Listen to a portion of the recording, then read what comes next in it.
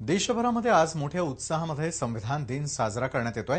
संसद परिसरामधल्या ग्रंथालयामध्ये संविधान सभा निर्माणद्वारे संविधान निर्माण हे प्रदर्शन आयोजित करण्यात आलं। पंतप्रधान नरेंद्र मोदी आणि लोकसभेच्या अध्यक्षा सुमित्रा महाजन यांच्या हस्ते या प्रदर्शनाचं उद्घाटन करण्यात आलं। या प्रदर्शनामध्ये अनेक दुर्मिळ दस्तावेज ठेवण्यात आले आहेत।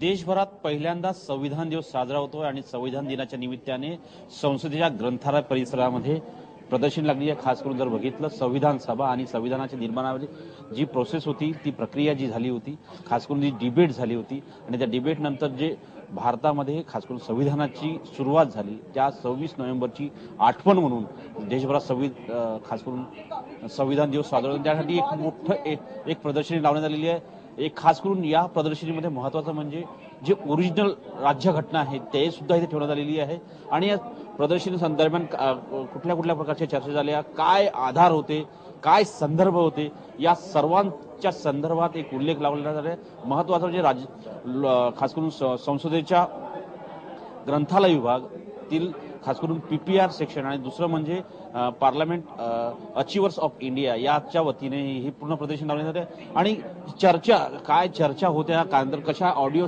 क्लिप आहे, त्यानंतर बाबासाहेबांचं भाषण सुद्धा आहे, त्यानंतर फिल्म जी होती बनवण्यात आलेली आहे, काय त्याच्या संविधानामधले मूलभूत तत्व काय आहे आणि असेंब्लीचे जे डिबेट झाले त्या डिबेटचीही माहिती जर बघितलं आपण कॉन्स्टिट्यूशन असेंब्लीमध्ये डिबेट होते त्यावेळेस कोण काय बोललं या संदर्भातली ही माहिती इथे प्रदर्शनीमध्ये लावण्यात आलेली आहे। संपूर्ण प्रदर्शन हे 2 दिवस उघडं राहणार आहे। महत्त्वाचं म्हणजे आताच हिवाळी अधिवेशन सुरू झाले आहे। हिवाळी अधिवेशनाच्या निमित्ताने हे प्रदर्शनी महत्त्वाचं म्हणजे सगळ्यांना एक असं म्हणता येईल की एक दिशादर्शक आहे की खास करून जर बघितलं तर भारताच्या संविधान निर्मात्यांनी ज्या पद्धतीने परिश्रम घेतले त्या परिश्रमाची आठवण म्हणून खास करून इथे पुन्हा प्रदर्शन लावण्यात आलेली आहे आणि जर बघितलं इथे तर कशा पद्धतीने संविधानाचं प्रारूप होतं या सगळ्यांची माहिती इथे देण्यात आलेली आहे आणि सोबतच जर बघितलं तर याच संविधान प्रारूपामध्ये कशा पद्धतीनं चर्चा झाली त्या चर्चेचाही उल्लेख आणि त्याचा आवाज ओरिजिनल आवाज आपल्याला इथे ऐकायला मिळतोय।